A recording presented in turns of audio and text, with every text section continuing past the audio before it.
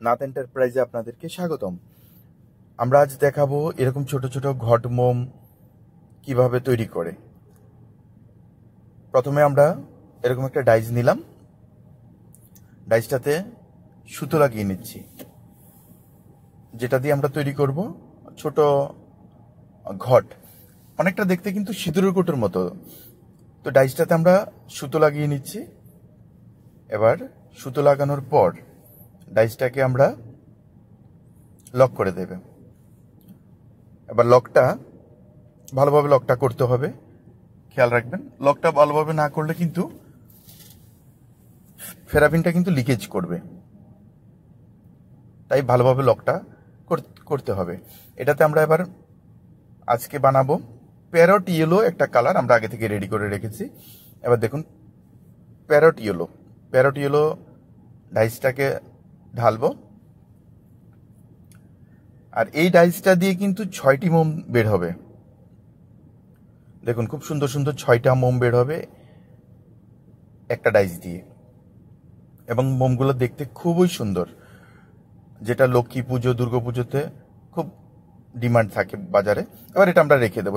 রেখে আরেকটা ডাইস, এটা হবে দাবার গুটির মতো আরেকটা ডিজাইনের একটা ডাই। তো এর মধ্যেও কিন্তু সুতো লাগিয়ে নিচ্ছি। আর অবশ্যই খেয়াল রাখবেন সুতোটা যেন 100% কটন সুতো হয়। যদি সুতো ভালো না হয় কিন্তু আবার মোমটা ভালোভাবে জ্বলবে না। তাই সুতো যে কোনো সুতো কিনলেই হবে না, সুতো ভালো হতে হবে 100% কটন। আপনাদের যদি প্রয়োজন হয় আমাদের নিচে দেওয়া নাম্বারে যোগাযোগ করবেন। আমাদের কাছে সুতো বা মোম বানানোর বিভিন্ন কাঁচামাল কিন্তু আমাদের কাছে পেয়ে যাবেন। তার জন্য আমাদের সাথে নিচে দেওয়া নাম্বারে যোগাযোগ করতে পারেন। এবার এই ডাইটাকেও আমরা লক করে নিচ্ছি, এটাকেও ভালোভাবে লক করে নেব। তারপর এটাতে আমরা পিঙ্ক কালার মিশাবো। আপনারা যদি এরকম মোম বানানোর কালার বা সুতো ফেরাপিন বিভিন্ন কিছুর প্রয়োজন হয় অবশ্যই আমাদের নিচে দেওয়া নাম্বারে যোগাযোগ করবেন। এবং এরকম আরও কিভাবে বিভিন্ন ডিজাইনের মোম তৈরি করবেন সেটা দেখার জন্য অবশ্যই আমাদের চ্যানেলটি সাবস্ক্রাইব করে রাখবেন, লাইক করে রাখবেন এবং বেল আইকনে ক্লিক করে রাখবেন। এবার এই ডাইটাতেও কিন্তু 6টা মোম বের হবে।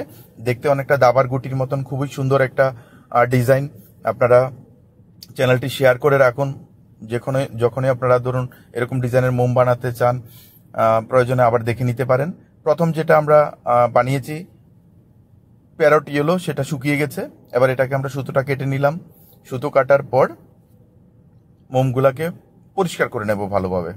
আমরা তো ঢালার সময় অনেক বেশি দিয়ে দিয়েছি, তাই উপরের অংশটা কিন্তু আমরা সুন্দরভাবে ফিনিশিং করে কেটে নিতে হবে, না হয় মোমটা আবার বসবে না। আপনি যখন মোমটাকে বসাবেন জ্বালানোর জন্য ভালোভাবে পরিষ্কার না হলে মোমটা সুন্দরভাবে সমানভাবে বসবে না। তাই এই কাটার সময়ও খেয়াল রাখতে হবে যেন সমানভাবে কাটাটা সমানভাবে হয়, পরিষ্কারটা যেন সুন্দরভাবে সমানভাবে হয়। তাহলে মোমটা জ্বালানোর সময় সুবিধা হবে, সুন্দরভাবে বসে যাবে মোমটা। এবং ভালোভাবে পরিষ্কার করে নিতে হবে। আর এরকম বিভিন্ন ডাই বা সুতো ফেরাফিন কালার যাদের প্রয়োজন হবে আমাদের সাথে অবশ্যই যোগাযোগ করবেন নিচে দেওয়া নম্বরে। আমাদের কাছে কিন্তু মোম বানানোর বিভিন্ন কাঁচামাল আপনারা আমাদের কাছে পেয়ে যাবেন। দেখুন আমরা খুলে নিলাম, খুব সুন্দর হয়ে বেরিয়ে গেল। এই দেখুন দেখতে অনেকটা কিন্তু ছোট ঘট মতন, অথবা অনেকটা দেখতে সিঁদুরের কোটোর মতনও কিন্তু দেখতে হচ্ছে। এই দেখুন খুব সুন্দর 6টি মোম বেরিয়ে গেল, যেটা লক্ষ্মী পুজো দীপাবলিতে খুব চাহিদা থাকে মার্কেটে। এবার আমরা পরবর্তী যেটা আমাদের দেখতে দাবার গুটির মতো সেটাকেও কিন্তু আমরা আনলক করব। সেটাও দেখুন শুকিয়ে গেছে। এর আগে একটা আমরা বের করেছিলাম, এই দেখুন ঠিক দেখতে এরকম হবে। দেখুন আমরা আপনাকে আনবক্স করে দেখাচ্ছি বা ডাই থেকে খুলে দেখাচ্ছি। প্রথমে সুতোটা কেটে নিলাম, একটা কেচি দিয়ে সুতোটা কেটে নেওয়ার পর এটাকেও ভালোভাবে একটা ছুরি দিয়ে পরিষ্কার করে নেব আমরা। এই দেখুন যদিও দেখানোর জন্য ছুরিটা একটু নরম বা ছোট, একটু ভালো শক্ত ছুরি হলে সুবিধা হয়। তো আমরা কেটে নিলাম, পরিষ্কার করে নিলাম। এবার নাটগুলা খুলে এবার আপনাদেরকে দেখাচ্ছি এই মোমটা দেখতে কিরকম হচ্ছে। দেখুন অনেকটা দেখতে দাবার গুটির মতন হবে। এই দেখুন বন্ধুরা, এরকম নিত্য নতুন আরো ভিডিও দেখতে আমাদের চ্যানেলটি সাবস্ক্রাইব করে রাখুন এবং যদি প্রয়োজন হয় কারোর কাঁচামালের আমাদের নিচে দেওয়া নাম্বারে অবশ্যই কল করবেন। আমাদের কাছে বিভিন্ন কাঁচামাল আপনারা পেয়ে যাবেন এবং আগামী দিন আরো নিত্য নতুন এরকম ভিডিও দেখতে আমাদের সাথে থাকুন। আপনাদেরকে অসংখ্য ধন্যবাদ।